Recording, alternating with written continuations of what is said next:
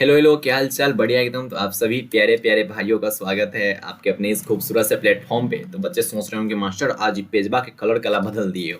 तो देखो, ट्राई बदलना चाहिए ना, इंसान को बदलना चाहिए। इसलिए थोड़ा देखें पेज का कलर बदल के, लेकिन हमको उतना अच्छा नहीं लग रहा है जितना ब्लैक एंड व्हाइट था। ठीक है, पर कोई बात नहीं। ठीक, आपको कैसा लगा बताना कमेंट में।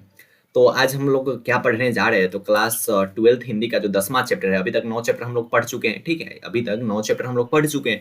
अब 10वां चैप्टर का नाम है जूठन। ठीक है, बहुत मतलब भयंकर ये आत्मकथा है, क्या बताया, मतलब बहुत ज्यादा भयंकर दर्दनाक ये कहानी है। आप अगर सुनिएगा तो आपको लगेगा कि हमारे जिंदगी में ऐसा मिलता कहाँ है। मतलब आप लोग के जिंदगी में इतना कष्ट नहीं होगा जितना ये जो लेखक है ओम प्रकाश वाल्मीकि जी, उनके जीवन में ये सब चीजें हुई थी। ठीक है, तो जूठन नाम से पता चला ना कि जूठन मतलब कुछ जूठा चीज होना चाहिए। होता है ना कि गांव देहात में होता है ना कि जैसे भोज वगैरह होता है तो जो जूठा बच जाता है, ठीक, तो वो इन लोग को मिलता था। ठीक, तो सेम उसी टाइप से उसी बेसिस पे ये चैप्टर लिखा गया हुआ है।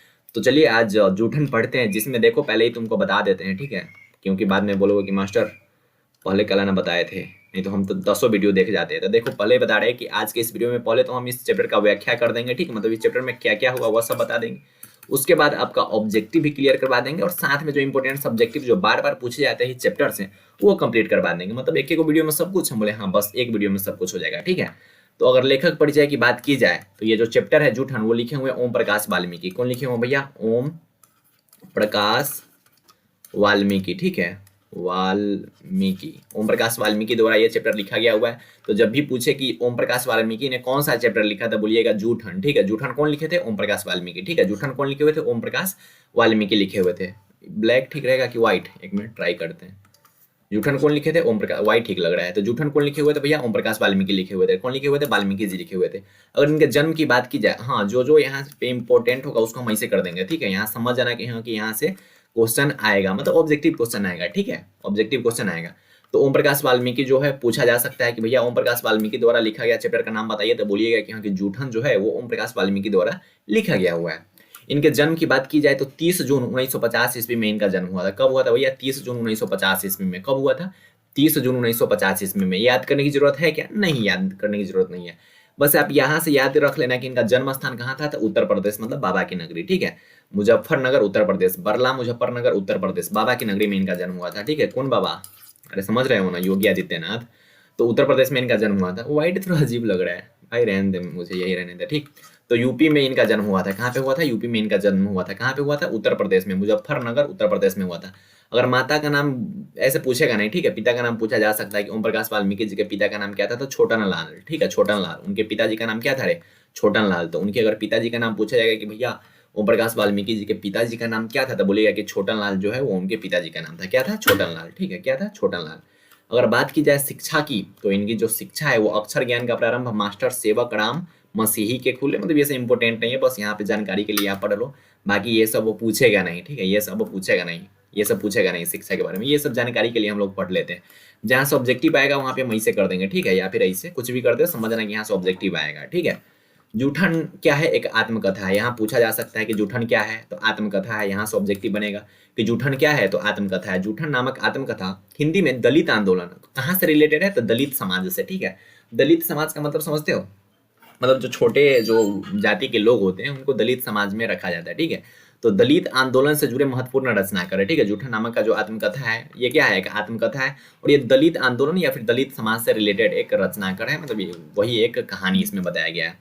अब चलिए पढ़ते हैं कि क्या है भाई, इस पे कौन सा कलर सूट करेगा। रुको भाई थोड़ा चेक करने दो, ये ठीक लग रहा है? हाँ ठीक है, चल कोई बात नहीं। ओम प्रकाश वाल्मीकि की प्रेरणात्मक रचना है। ठीक है, ये एक प्रेरणात्मक रचना है जिससे प्रेरणा कुछ मिलती है, बहुत सीख मिलती है। इस चैप्टर से आप पढ़ो तो आपको खुद पे खुद रियलाइज होगा कि यार हम लोग की जिंदगी में तो कष्ट था ही नहीं, या फिर कष्ट है ही नहीं जितना ये ओम प्रकाश वाल्मीकि जी झेल के आए हुए हैं। वास्तविकता की माटी और पानी सरीखा रंग ही रचनात्मक गद की विशेषता है। लेखक दलित समाज से है। ठीक है, लेखक किस समाज से बिलोंग करते हैं, तो दलित समाज से बिलोंग करते हैं। स्कूल के हेडमास्टर ने उनसे 2 दिन तक स्कूल में झाड़ू लगवाया। ठीक है, मतलब ये एक स्कूल की बात हो रही है कि स्कूल के जो हेडमास्टर थे, होता है ना यार सब स्कूल में हेडमास्टर खरूस जो होते हैं। ठीक, तो स्कूल के जो हेडमास्टर होते हैं वो उनसे 2 दिन तक झाड़ू लगवाया होता है। देखो बिहार में हो तो बिहार में जाना तुम पढ़ रहे, तो यहाँ कोई गार्ड नहीं आएगा झाड़ू लगाने, कोई गार्ड नहीं आएगा। बच्चा सब जाएगा तो झाड़ू लगाएगा कि आज तोहर बारी है, आज तोहर बारी है, तू लगाओ झाड़ू। वही में हो जाता है बहस कि ना लगाबू तो क्या कर देवे, तो ऐसे हो जाता है। तो वो तो बात की बात है। तो ऐसा होता है, ठीक है, कि बच्चे जाते हैं कोचिंग वगैरह हो, कोचिंग वगैरह में भी होता है ऐसा कि आज तोहर बारी, आज कुंदनमा की बारी है, कुंदनमा झाड़ू लगाएगा। तो सेम उसी टाइप से स्कूल में था कि स्कूल के जो हेडमास्टर थे वो इनको दलित समझकर, ठीक है, दलित मतलब छोटे जाति के थे, इसलिए इनसे क्या करवाए थे, 2 दिन तक पहले लगातार झाड़ू लगवाए। ठीक, तीसरे दिन लेखक क्या किया कि चुपचाप जाके कक्षा में बैठ गए, मतलब क्लास में जाके चुपचाप वाल्मीकि जी बैठ गए। कौन? वाल्मीकि जी, ठीक है। 2 दिन तक 23 से लगातार झाड़ू लगवा लिए। कौन? हेडमास्टर लगवाए, ठीक है, हेडमास्टर लगवाए 2 दिन तक लगातार झाड़ू। अब तीसरा दिन वाल्मीकि जी क्या किए कि चुपचाप जाके क्लास में बैठ गए। स्कूल के हेडमास्टर ने उनकी पिटाई कर दी, बहुत पिटाई कर दी, ठीक है, बहुत ज्यादा पिटाई कर दी कि तू क्लास में कैसे आके बैठी, कह रहे तू चल झाड़ू लगा, मतलब ये टाइप का हुआ होगा। अरे हुआ होगा, नहीं हुआ कि क्लास में जाके बोले होंगे कि झाड़ू को लगाया, चल अंदर चल, चल बाहर चल, कहा आके अंदर बैठा है, इसी टाइप का ना होता है। स्कूल के हेडमास्टर तो खरूस हुए भी करते हैं, तो काफी पिटाई कर दी और फिर से झाड़ू लगाने के लिए भेज दिया, ठीक है। वो रोते हुए झाड़ू लगाने चले गए। कौन भैया? वाल्मीकि जी, ठीक है। ये वाल्मीकि जी की बात हो रही है कि वाल्मीकि जी फिर से जाके वहां पे झाड़ू लगाने लगे, ठीक है। वाल्मीकि जी की बात हो रही है कि वो जाके फिर से वहां पे झाड़ू लगाने लगे, ठीक है। अब संयोगवश क्या हुआ उस वक्त कि लेखक के जो पिताजी थे वो वहां पे आ गए, ठीक है। जब ये घटना हुई, जब लेखक बाहर गए झाड़ू लगाने, तो उसी वक्त क्या हुआ कि लेखक जो पिताजी थे वो कहाँ पे आ गए, भैया झाड़ू लगाते हुए उनको देख लिए। वे सारी कहानी सुनने के बाद हेड मास्टर को खड़ी खाटी सुनाने लगे। अब भाई देखो, अब आपके भी पिताजी होंगे, ठीक है, और आपको कोई डांटे बेवजह बेवजह कुछ उठपटांग काम करवाए, ठीक है, आप पर शासन करे, तो आपके पिताजी को बर्दाश्त नहीं होगा, ठीक है। तो वो क्या किया कि हेडमास्टर को खड़ी खाटी सुनाने लगे कि आप क्या करवा रहे हैं हमारे बेटा से, ठीक है। यहाँ हम शिक्षा ग्रहण करने के लिए आप भेजते हैं अपने बच्चे को, और आप यहाँ उसे झाड़ू लगवा रहे हैं। तो ये सब कौन देख लिए? लेखक के पिताजी देख लिए। अभी तक समझ में आ रहा है? रे मजा आ रहा है? मजे बोलेंगे हाँ मास्टर, आप पढ़ाएं और मजा ना आए, असंभव। तो क्या हुआ कि सारी घटना को हेडमास्टर खड़ी खाटी, मतलब वो हेडमास्टर को बढ़िया से सुनाने लगे उसके पिता, क्योंकि उसके पिता सब घटना को देख लिए। लेखक के परिवार की आर्थिक स्थिति बेहद खराब थी, ठीक है, बहुत ज्यादा। दलित समाज से जो होते हैं, आपके गांव में भी कुछ होंगे निम्न वर्ग के लोग, मतलब छोटे कास्ट के लोग होते हैं, उनको स्थिति बहुत ज्यादा खराब होती है। दूसरे घर पे काम वगैरह करते तो उनसे उनको खाना वगैरह मिले, अन्न वगैरह मिले, ठीक है। तो इस टाइप से वो अपना जीवन को व्यतीत करते हैं। लेखक की माँ, बहन, भाई और भाभी दूसरे के घर में जानवरों को देखभाल करने का काम करती। सोचो सोचो, अरे सुन सुन और सब देख कि उनके जो पिता, सॉरी, उनकी माँ, बहन, ठीक है, भाई और भाभी दूसरे के घर पे ना, होता है ना कि माल जाल जिसको बोलते हैं, जानवर, ठीक है, जानवर की देखभाल करते थे। जानवर क्या हो सकता है? गाय हो या फिर भैंस हो, यही सब ना होगा। तो उसकी देखभाल किया करते थे। कौन? लेखक की माँ, उनकी बहन, उनके भाई और साथ में भाभी। सोचो कि भाभी को भी वहां पे काम करना पड़ रहा है, मतलब उनके परिवार की स्थिति कितनी ज्यादा खराब थी। सोचने वाली बात है कि उनके परिवार की स्थिति कितनी ज्यादा खराब थी कि उनके भाभी को भी वहां पे काम करना पड़ता था, ठीक है। और काम के बदले उनको क्या मिलता था कि थोड़ा बहुत अनाज मिल जाता था, बहुत कम के बराबर अनाज मिलता था, और काम बहुत ज्यादा करवाया जाता था उनसे, ठीक है। शादी विवाह के अवसर, अब जैसे होता है ना कि मान लो कि ये गांव का कोई है, ठीक है, अमीर टाइप का आदमी है, उसके घर पे होते हैं ना कि नौकर वगैरह लोग जो होते हैं वो काम करते रहते हैं। सेम उसी टाइप के यहाँ पे लेखक के माँ, लेखक की बहन, लेखक के भाई और लेखक के भाभी थी, ठीक, सेम उसी टाइप से। अब होता है कि उनके घर पे कोई फंक्शन वगैरह हो, तो शादी ब्याह में होता है ना कि लोग को रहना पड़ता है कि हाँ कि तुमको मेहमान का देखभाल करना है, मेहमान की, है ना, मेहमान नवाजी करनी है, ठीक है, इस ढंग का होता है। तो शादी विवाह के अवसर पर मेहमानों के पत्तलों के जूठन ही नसीब होते थे। मतलब ये होता था कि शादी विवाह पर जब उनके घर पे पार्टी वगैरह होती थी, तो जब मेहमान लोग खा लेते थे तो उसके बाद जो जूठा बचता था ना, वो इन लोगों को मिलता था। ठीक, सोच सकते हो कि कितना भयंकर इन लोगों का स्थिति था, ठीक है, कितना घटिया स्थिति था कि शादी विवाह में खाना ऐसा नहीं कि ओरिजिनल खाना मिले, ना ना, जो मेहमान लोग खा लेते थे उसके बाद जो जूठा बचता था वो इनको नसीब होती थी। किनको? इनके परिवार के लोगों को, जो उनके घर पे काम कर रहे होते हैं उनको। आप लोग ऐसा कभी मत करना प्लीज, रिक्वेस्ट है, ठीक है, कि घर पे अगर कोई कभी भी रखना इस टाइप के लोग, तो उनको उतना ही इज्जत देना, ठीक है, जितना अपने फैमिली के लोगों को इज्जत देते हो। पत्तलों के जूठन से पुड़िया को सुखाकर रखना तथा सदियों में उन्हें पानी में भिंगाकर नमक मिर्च लगाकर खाना, यही नसीब था। अब देखो, एक दिन होता था भोज वगैरह, ठीक है, अब उसमें जो पूरी वगैरह मिलती थी वो भी जूठन, ठीक है, जूठन, यहीं से चैप्टर का नाम पड़ा हुआ है कि जूठन खाना उनको नसीब होती थी। अब जूठन जो मिलती थी उसको ये लोग क्या करते थे कि रखते थे बहुत बहुत दिनों तक, ठीक है, पानी में भिगो कर। होता है ना, जैसे हम गांव में होता है ना कि जो बनता है कुछ तो उसको दूध में फिर डाल दिया जाता है, तो हम लोग को तो अच्छा खासा मिल जाता है, या फिर आप लोग को भी मिलता होगा। लेकिन सोचो कि इनकी स्थिति कितनी खराब थी। लेखक हमेशा सोचा करता था कि उससे अच्छा खाना क्यों नहीं मिलता है। लेखक के माइंड में हमेशा ये बात चलती थी कि उनको अच्छा खाना क्यों नहीं मिलता है। ये सब हो गई। उसके बाद पिछली वर्ष सुखदेव सिंह त्यागी का पोता सुरेंद्र सिंह किसी इंटरव्यू के सिलसिले में शहर आया था। अब लेखक शहर में आ गए, लेखक की स्थिति अच्छी खासी हो गई, ठीक है। अब लेखक बचपन में ये सब देख रखे थे, ठीक है, उसके बाद अब हुए कि भैया आप थोड़ा अच्छे खासे हो हैं, तो जिनके घर पे वो काम करते थे, ठीक है, सुखदेव सिंह त्यागी, उनका पोता था वो सुरेंद्र किसी इंटरव्यू के सिलसिले में शहर आया था, तो उनके घर रात में रुका और खाना खाया। किनके घर भैया? लेखक के घर पे वो रुके रात में और खाना खाया। खाने की तारीफ भी बहुत अच्छी खासी की। कौन किए थे तारीफ? सुखदेव सिंह त्यागी के पोता, जिनका नाम था क्या? सुरेंद्र सिंह, ठीक है, वो तारीफ किए। तारीफ सुनकर पत्नी बहुत खुश हुई, लेकिन लेखक के बचपन की यादें ताजी हो गई। देखो मतलब जिनके घर पे ये लोग काम करते थे, ठीक है, उनका पोता आया हुआ था, ठीक है, जिनके घर पे बचपन में ये लेखक जूठन खाते थे, उनका पोता अब लेखक जब अच्छे खासे हो गए तो उनके घर पे आए, ठीक है, और लेखक अपने घर का खाना उनको खिलाए और बहुत ज्यादा उनका जो पोता था वो बड़ाई किया इनके खाना का। ये सब देखकर लेखक को अपने बचपन की यादें ताजी हो गई। सुखदेव सिंह त्यागी की लड़की की शादी थी। शादी में 10-12 दिन पहले पूरी तैयारियां चल रही थी। बारात आई, बारात खाना खा रही थी।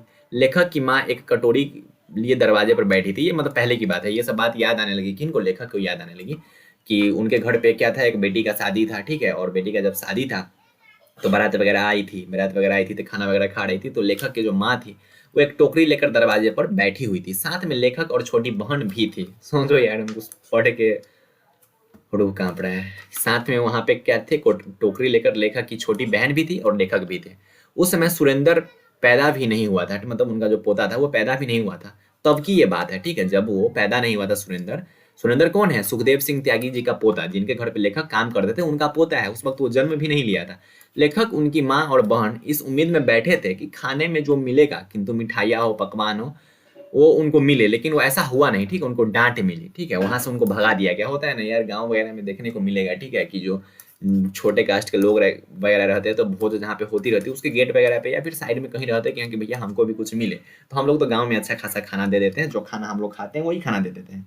लेकिन लेखक की माँ हो और लेखक की जो बहन थी और लेखक साथ में थे, वो जूठन के लिए वहां पे बैठते, ठीक है, कि जूठन हमको मिल जाए, ठीक है, जूठन में मिठाई मिले, पकवान मिले, कुछ भी मिले, वो हम ले लेंगे। और वो टोकरी लेके वहां पे बैठे थे। सोच सकते हो यार कि जूठा खाना कोई खाएगा? आजकल हम लोग हो या फिर कोई भी हो तो जूठन खाना किनको दिया जाता है, ठीक है, मतलब जो जानवर वगैरह होता है उनको डाल दिया जाता है कि चलो ये दे दो इसको, या फिर फेंक दिया जाता है, ठीक है, वहां पे जाके जो कुत्ते वगैरह होते हैं वो खाते हैं, ऐसा होता है। लेकिन पहले सोचो कि कितना भयंकर इनका स्थिति थी कि वो जूठन किनको खाना पड़ता था? लेखक को, लेखक के परिवार को खाना पड़ता था। और उस उम्मीद में बैठे थे कि अंदर के जो मेहमान लोग खाना खाएंगे उसका जो मिलेगा वो हमको मिलेगा। वो टोकरी लेके बैठे हुए थे, लेखक भी बैठे हुए थे, ठीक है। तो ये सब बात उनको याद आने लगी कब? जब लेखक के घर पे सुखदेव सिंह त्यागी का पोता सुरेंद्र सिंह आकर बैठा, खाना खाया और इंटरव्यू के लिए आया हुआ था और खाने की तारीफ की, ठीक है। तब ये सब बात किनको याद आने लगी भैया? लेखक को याद आने लगी। लेखक का अगला संस्मरण से भरा, ठीक है, लेखक का अगला संस्मरण से भरा। लेखक उस समय 9वीं कक्षा में पढ़ता था। घर की आर्थिक स्थिति बहुत खराब थी। पशुओं के मरने पर उठाकर ले जाना था, ठीक है, मतलब पशु जो मरते थे, होते हैं ना कि छोटे कास्ट के लोग होते हैं, तो जब पशु वगैरह मरते तो उनको बुलाया जाता है कि भाई लेके उधर दफना दो, और उनका चमड़ा उतार कर, लेखक का परिवार यही काम करता था कि उनका चमड़ा उतारता था, ठीक है। जब कोई पशु मर जाता था तो उनको बुलाया जाता था कि देखिए इस पशु को ले जाके उधर गाड़ उड़ दीजिए, ठीक है। तो वो क्या करते थे कि ले जाते थे और उनका चमड़ा उतारते थे। कौन? लेखक। और उनका मतलब उनका परिवार का यही सब काम था। एक दिन एक बैल मर गया। लेखक के पिताजी घर पर नहीं थे। लेखक की माँ ने लेखक के चाचा के साथ उसको काम के लिए भेजा, ठीक है, मतलब लेखक की माँ ने लेखक को क्या किया कि उनके चाचा के साथ काम के लिए भेज दिया कि बेटा कि पापा घर पे नहीं है, कि चाचा के साथ चले जाओ, किसी का बैल मर गया है उसको दफनाना वगैरह है। चाचा बैल का खाल उतारने लगे। लेखक को छुरी लगाने का भी ढंग नहीं था। लेखक को ये सब पता नहीं था, ठीक है, उनके पिताजी ये काम किया करते थे और उनके चाचा ये काम किया करते थे, लेकिन लेखक को इसका बिल्कुल आइडिया नहीं था, ठीक है। छुरी बिल्कुल लगाने नहीं आता था। एक छुरी चाचा के पास थी। चाचा ने दूसरी छुरी लेखक को थमा दी कि चलो ठीक है इसका आप खाल उतारो। लेखक के हाथ कांपने लगे। लेखक को नहीं आता था ये सब कुछ, ठीक है। चाचा ने छुरी चलाने का ढंग सिखाया कि बेटा ऐसे ऐसे काम करो, ऐसे ऐसे उतारो, ठीक है। ये लेखक के चाचा सिखा रहे कि इनको लेखक को सिखा रहे। लेखक एक अजीब संकट में फंसा हुआ था। जिन चीजों को वह उतारना चाहता था हालात उसे दलदल में घसीटे जा रही थी, मतलब उनका मन नहीं कर रहा था कि हम उतारे, मतलब अजीब मन उनका हो रहा था। चाचा के साथ तपती दोपहरी धूप में, ठीक है, मतलब धूप वगैरह होगा उसमें वो क्या कर रहे थे, वो उतार रहे थे, ठीक है, और अजीब उनको लग रहा था ये सब चीजें, ठीक है। सोचो कि उनको उनके देख उनकी माँ, उनकी बहन, उनके भाई और उनके भाभी तो किसी के घर पे माल जाल पोसने की काम कर रहे थे, ठीक है, वहां से जूठा खाना वगैरह मिलता था। उनके बाद लेखक के चाचा और लेखक के पापा जो गांव वगैरह में जो पशु वगैरह मर जाते थे, ठीक है, उनके उनको दफनाना और उनके खाल को उतारने का इनका काम था, ठीक है। सोचो कितना मतलब अजीब काम था उस वक्त का, कितना दयनीय स्थिति था। वहां से लेकर आज हम इनका नाम ले रहे हैं, यहाँ पे बार बार बोल रहे हैं कि ओम प्रकाश वाल्मीकि, ओम प्रकाश वाल्मीकि, बार बार उनका नाम ले रहे हैं। सोचो कि इनका अचीवमेंट कितना बड़ा हो गया कि एक खाल उतारने वाला बच्चा, ठीक है, बचपन में, बच्चा ही बोलेंगे उनको, कि बचपन में एक खाल उतारने वाला बच्चा, दूसरे के घर का जूठा खाना खाने वाला बच्चा, जो जूठा नसीब भी कभी कभी नहीं होता था कि जूठा भी मिल जाए, वो बच्चा, ठीक है, एक इतना महान लेखक बन गए कि उनका चैप्टर हम आज पढ़ रहे हैं और उनका नाम बार बार हम ले रहे हैं, ठीक है। लेखक इस घटना से पढ़ाई के प्रति संकलित हो गया, वह ध्यान लगाकर पढ़ने लगा, जीवन में सफलता के उच्च शिखर पर पहुंचकर अपनी खास ख्याति अर्जित की, ठीक है। मतलब ये सब देख के उनको बहुत ज्यादा अजीब फील हुआ और वो पढ़ाई वगैरह में अच्छा खासा ध्यान देने लगे और आज आपके सामने प्रस्तुत है लेखक ओम प्रकाश वाल्मीकि, ठीक है। और इससे बड़ा अचीवमेंट इनके लिए क्या होगा कि आज पूरे बिहार के बच्चे या फिर बहुत लेखक इनको जानते होंगे, ठीक है। जब लेखक, अब लेखक को सबसे जान पहचान होता है तो सब इनको जानते हैं, तो इनसे बड़ी अचीवमेंट इनके लिए क्या होगी, ठीक है। तो सोचो कि कहाँ से कहाँ ये आ गया, तो जिंदगी कहीं से कहीं ले जा सकती, ठीक है। कष्ट तो आप लोगों ने अभी देखा ही नहीं, ठीक है। कष्ट जिसका नाम है वो जाके आप अपने पेरेंट्स से पूछो, ठीक है, अपने पापा मम्मी या फिर अपने दादा दादी से पूछो कि उनका जिंदगी कैसा था। वो बताएंगे कि हाँ कि 10 रोटी में पूरा परिवार कैसे चलाया जाता था, और वो भी मक्का का रोटी बनता था, उससे कैसे पूरा परिवार चलाया जाता था, और सब्जी अच्छी नहीं होती थी तो उसके जगह पे क्या क्या बनाना पड़ता था, ठीक है। तो वो उनसे जाके पूछ सकते हैं कि नमक मिर्च के साथ रोटी खाना क्या होता है, तो उनका लाइफ था, ठीक है। अभी तो तुम लोग को सब सुविधाएं मिल रही है, उसके बाद भी तुम लोग पढ़ाई कर नहीं रहे हो, ठीक है, कुछ नहीं कर पा रहे हो, कुछ नहीं कर पा रहे हो, क्या करोगे यार जिंदगी में। खैर अब ऑब्जेक्टिव देखते हैं। ये व्याख्या कंप्लीट हो गया हमारा कि क्या क्या इसमें हुई थी कहानी में। अब आते हैं ऑब्जेक्टिव पे। तो ऑब्जेक्टिव क्वेश्चन की बात करते हैं। ओम प्रकाश वाल्मीकि की रचना कौन सी है? उसने कहा था, नहीं नहीं भैया, उसने कहा था तो गुलेरी जी की है। जूठन है क्या? हाँ, तो जूठन जो है वो ओम प्रकाश वाल्मीकि जी की रचना है। जूठन जो है वो किनकी रचना है भैया? ओम प्रकाश वाल्मीकि जी की रचना है। तो ऑप्शन नंबर बी यहाँ पे हो जाएगा करेक्ट, ठीक है। चलो नेक्स्ट क्वेश्चन पे आते हैं कि ओम प्रकाश वाल्मीकि को 1993 ईस्वी में कौन सा पुरस्कार मिला हुआ था। देखो जो जो इंपोर्टेंट होगा ना उसको हम लिख देंगे यहाँ पे IMP, ठीक है। IMP का मतलब होता है इंपोर्टेंट। ओम प्रकाश वाल्मीकि को 1993 ईस्वी में कौन सा पुरस्कार मिला हुआ था? तो इनको मिला हुआ था डॉक्टर अंबेडकर राष्ट्रीय पुरस्कार, ठीक है। डॉक्टर अंबेडकर राष्ट्रीय पुरस्कार, ये इंपोर्टेंट नहीं है लेकिन याद कर लेना कि डॉक्टर अंबेडकर राष्ट्रीय पुरस्कार इनको मिला हुआ था 1993 ईस्वी में। डॉक्टर अंबेडकर राष्ट्रीय पुरस्कार कब मिला हुआ था? 1993 ईस्वी में। जो इंपोर्टेंट है उसको मैं IMP लिख दूंगा, ठीक है। ओम प्रकाश वाल्मीकि की कौन सा पुरस्कार उनको नहीं मिला? परिवेश तो उनको मिला हुआ था, ठीक है। जयश्री सम्मान भी मिला, परिवेश सम्मान भी मिला, लेकिन उनको भारत रत्न नहीं मिला, ठीक है। भारत रत्न उनको नहीं मिला हुआ था। ओम प्रकाश वाल्मीकि को भारत रत्न नहीं मिला हुआ था। क्या नहीं मिला हुआ था भैया? भारत रत्न। भारत रत्न उनको नहीं मिला हुआ था ओम प्रकाश वाल्मीकि जी को। नेक्स्ट क्वेश्चन पे आते हैं। ओम प्रकाश वाल्मीकि हिंदी में किस आंदोलन से जुड़े महत्वपूर्ण रचना करे? तो सबको पता है भैया वो दलित आंदोलन से जुड़े थे, ठीक है। दलित आंदोलन से जुड़े हुए थे। किन से जुड़े हुए थे भैया? दलित आंदोलन से। दलित आंदोलन मतलब दलित जाति से बिलोंग ही करते थे, तो दलित आंदोलन से जुड़े हुए थे। तो ऑप्शन नंबर बी इसका करेक्ट हो गया। चलो नेक्स्ट क्वेश्चन पे आते हैं। ओम प्रकाश वाल्मीकि का जन्म कहाँ हुआ था? तो बाबा की नगरी में हुआ था, यूपी में। यूपी के मुजफ्फरनगर में हुआ था। तो उत्तर प्रदेश मुजफ्फरनगर बरला में हुआ था। ऑप्शन नंबर ए इसका करेक्ट हो गया। चलो नेक्स्ट क्वेश्चन पे आते हैं। इनको थोड़ा और ठीक करता हूं। चलो अब ठीक है, ठीक है। कहाँ पे हुआ था भैया? उत्तर प्रदेश में हुआ था। चलो, हेड मास्टर कालीराम ने किसे मैदान में झाड़ू लगाने के लिए कहा था? तो सबको पता है भैया कि 2 दिन तक लगातार तो झाड़ू लगवाए थे लेखक से, और तीसरा दिन लेखक जाके डायरेक्ट रूम में बैठ गए, तो रूम से बाहर निकाले उनको और बोले कि जाके झाड़ू लगाओ। तो किसको बोले थे? ओम प्रकाश वाल्मीकि को बोले हुए थे, मतलब लेखक को बोले हुए थे।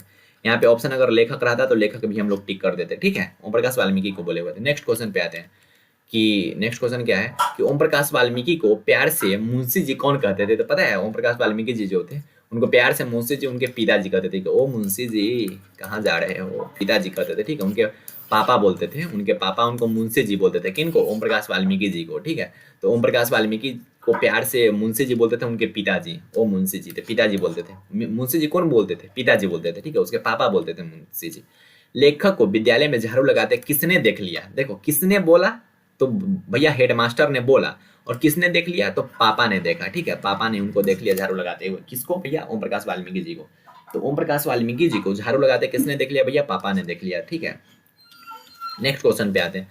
जब लोदक बच्चा था तो शादी विवाह के मौके पर उनके परिवार वालों को खाने के लिए क्या मिलता था? सबको पता है भैया स्वादिष्ट पकवान बिल्कुल नहीं मिलता था, साधारण भोजन भी नहीं मिलता था, मिठाइयाँ भी नहीं मिलती थी, जूठन मिलती थी, ठीक है। जूठन खाना मिलती थी, ठीक है। जूठन, जूठन मतलब जूठा खाना, जूठा खाना उनको नसीब होता था। नेक्स्ट क्वेश्चन पे आते हैं। भाभी जी आपके हाथ का खाना तो बहुत ज्यादातर है, यह किसने कहा था? तो भैया सबको पता है कि सुखदेव सिंह का पोता सुरेंद्र सिंह ने बोला हुआ था। ठीक है, ऑप्शन नंबर ए इसका करेक्ट हो जाएगा कि भाभी जी आपके हाथ का खाना तो बहुत ज्यादा ही स्वादिष्ट है, वो सुखदेव सिंह का पोता बोला हुआ था। सुखदेव सिंह त्यागी की लड़की के शादी के लिए उनके घर के साफ सफाई का काम किसने किया हुआ था?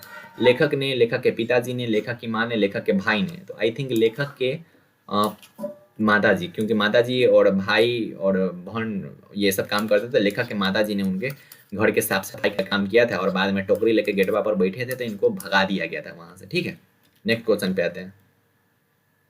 सुखदेव सिंह त्यागी की लड़की की शादी में किसने गांव भर की चौपाई को एकत्रित किया था? पहले देखो, हाँ पहले जब शादी वगैरह होती थी ना तो चौपाई वगैरह लगाया जाता था बारात, तो बारातियों को ठहरने के लिए, ठीक है, कि रात में रहेंगे ये लोग, ठीक है, तो इनको लिए चौपाइयों का व्यवस्था किया जाता है। गांव देहात में जितना भी चौपाई रहता था सबको एकत्रित करके मंगवा के वहां पे बना दिया जाता था कि चलो ऐसे लगा दिया जाता कि हाँ कि यहाँ पे सोएंगे सब लोग। ठीक है, तो गांव देहात के पूरा चौपाई को लेखक के पिताजी एकत्रित किए थे। ठीक है, लेखक के जो पापा थे वही पूरे गांव के चौपाई को एकत्रित किए थे। किनके शादी में भैया? सुखदेव सिंह के शादी में। ठीक है, सॉरी, सुखदेव सिंह के लड़की के शादी में। उनका शादी क्या है? ओ क्या कब बोल देते हो भैया? बच्चे सोचेंगे मास्टर उस वक्त से लगातार पढ़ा रहे, कुछ बोलो ना, मजा नहीं आ रहा, मजा नहीं आ रहा, मजा नहीं आ रहा, सोचो ना, पढ़ाई लिखाई कर। नेक्स्ट क्वेश्चन क्या है? नेक्स्ट क्वेश्चन क्या है? अब आते हैं। कौन सा हेडमास्टर कौन हेडमास्टर है जो मेरे लड़के को झाड़ू लगवाने के लिए कहा? तो ये बात कौन बोला होगा? उनके पिताजी आके देख लिए थे कि भैया हमारा बेटवा जो है वो झाड़ू लगा रहा है, तो उनके पिताजी ही ना बोले होंगे, लेखक के पिताजी बोले कि कौन ऐसा हेडमास्टर है भाई, या कौन सा मास्टर है जो हमारा बेटवा को बोला कि झाड़ू लगाने के लिए? तो उनके पिताजी ऐसा बोले हुए थे। स्कूल के हेडमास्टर का नाम क्या था? कालीराम। ठीक है, नामो अजीब है इनका, कालीराम। ठीक है, क्या नाम था भैया? कालीराम। काली राम, कालीराम। स्कूल के हेडमास्टर का नाम क्या था? कालीराम। नेक्स्ट क्वेश्चन पे आते हैं। नेक्स्ट क्वेश्चन क्या है? नेक्स्ट क्वेश्चन, नेक्स्ट क्वेश्चन पे आते हैं। नेक्स्ट नेक्स्ट नेक्स्ट नेक्स्ट आ जाओ, आ जाओ। लेखक ओम प्रकाश वाल्मीकि का जन्म कब हुआ था? 30 जून 1950 ईस्वी में। इंपॉर्टेंट नहीं है उतना। ठीक है, जूठन क्या है? कहानी है क्या? उपन्यास है क्या? ना भैया, आत्मकथा है। जूठन क्या है भैया? आत्मकथा है। इंपॉर्टेंट है, ठीक है, पूछ दिया जा सकता है कि जूठन क्या है, तो आत्मकथा है। ओम प्रकाश वाल्मीकि ने किस नाटकशाला की स्थापना की थी? तो मेघदूतम की स्थापना की थी। ये भी इंपॉर्टेंट है, पूछा जा सकता है कि ओम प्रकाश वाल्मीकि ने किस नाट्यशाला की स्थापना की थी? तो मेघदूतम, या फिर मेघदूत बोल सकते हैं इसको। नेक्स्ट क्वेश्चन पे आते हैं। मेघदूत नाटक कहाँ स्थापित हुई थी? तो महाराष्ट्र में हुई थी। ठीक है, महाराष्ट्र, महाराष्ट्र, महाराष्ट्र, महाराष्ट्र में स्थापना हुई थी। किसका भैया? मेघदूत का। अब किसने किया था? ओम प्रकाश वाल्मीकि ने। नेक्स्ट क्वेश्चन पे आते हैं। दलित सौंदर्य के रचनाकार कौन है भैया? तो ये तो ओम प्रकाश वाल्मीकि जी है। ठीक है, दलित से रिलेटेड जो भी हो ओम प्रकाश वाल्मीकि है। तो हम लोग ऑब्जेक्टिव देख लिए। ठीक है, कितना ऑब्जेक्टिव देखे हैं? एक मिनट, एक मिनट, एक मिनट, 19। ठीक है, तो ऐसा नहीं कि अब 19 को देख के छोड़ देना, तुम्हारे सामने जो भी क्वेश्चन है उस सबको ऑब्जेक्टिव को बनाते चलो। ठीक है, चैप्टर का ऑब्जेक्टिव जो आएंगे उसको बनाते चलिएगा।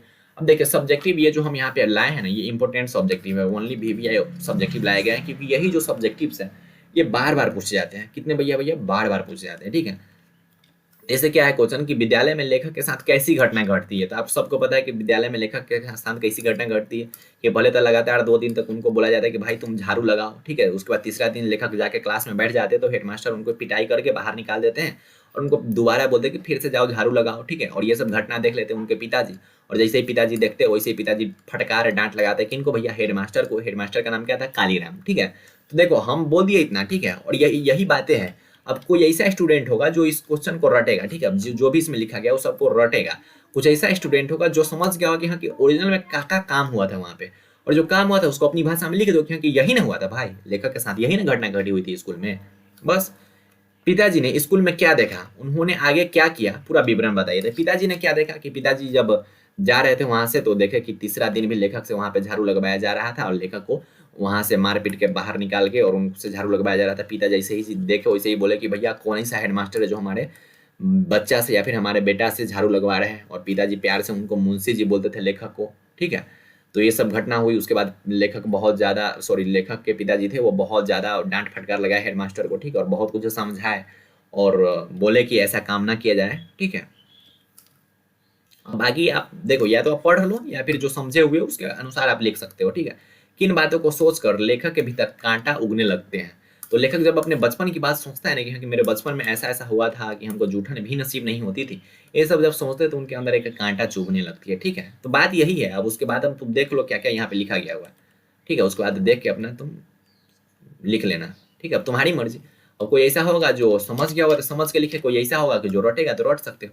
सुरेंद्र की बातों को सुनकर लेखक विचलित क्यों हो गया कि जैसे सुरेंद्र की बात को सुना तो लेखक को ने बचपन की बातें याद आने लगी। ठीक है, कि बचपन में उनके साथ कैसा होता था और आज उसी के पोता को बैठा के हम अपने घर पे खिला रहे हैं और वो हमारे खाना की बड़ाई कर रहा है।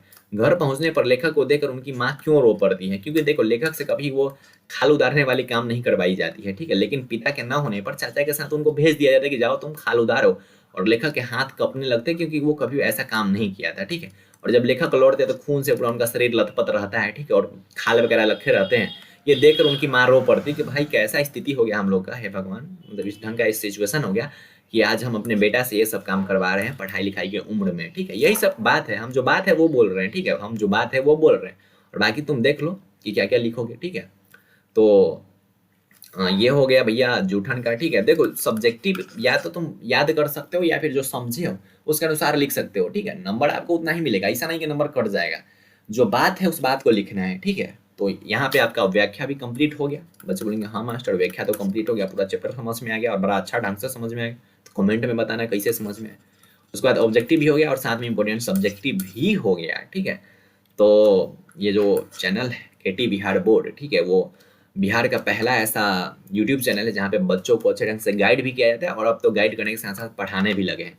अभी आप जाके यूट्यूब पे सर्च करो तो बिहार बोर्ड के लिए कोई भी ऐसा गाइडेंस वाला चैनल नहीं होगा जो आपको ये बताए कि हाँ कि इतना दिन में ये कर लो वो कर लो ऐसे हो जाएगा, इतना का वेटेज ये होता है, ऐसा कोई नहीं है। ठीक, तो ये बिहार का पहला, ठीक है, फर्स्ट गाइडेंस चैनल है जिससे बच्चों द्वारा बहुत ज़्यादा प्यार मिला है। ठीक है, तो all the very best, love you all प्यारे प्यारे भाई और प्यारी प्यारी बहनों। आपको अब क्या करना है कि आपको जो ये पीडीएफ मिलेंगी, ठीक है, इस पीडीएफ में आप एक बार रीडिंग दे देना फिर से अपने से। समझ में तो आ गया होगा, हमको इतना उम्मीद है कि हाँ कि ऐसे हंसा खिला के पढ़ाते हैं कि सबको समझ में आ गया होगा। लेकिन आपको फिर से एक बार रीडिंग दे देना और रीडिंग देने के बाद ऑब्जेक्टिव, इसके अलावा भी जो ऑब्जेक्टिव होंगे वो सभी ऑब्जेक्टिव को आपको कंप्लीट कर लेना है। ठीक है, उन जो ऑब्जेक्टिव इसके अलावा भी जितने हो वो सबको याद कर लेना। ठीक है, आधा तो बन जाएगा मुंह पर, आधा से ज़्यादा मुंह पर ही बन जाएगा, उसको जो बचे उसको याद कर लीजिएगा और सब्जेक्टिव आप देख लीजिएगा। तो बाय बाय, टेक केयर, जय हिंद, लव यू ऑल।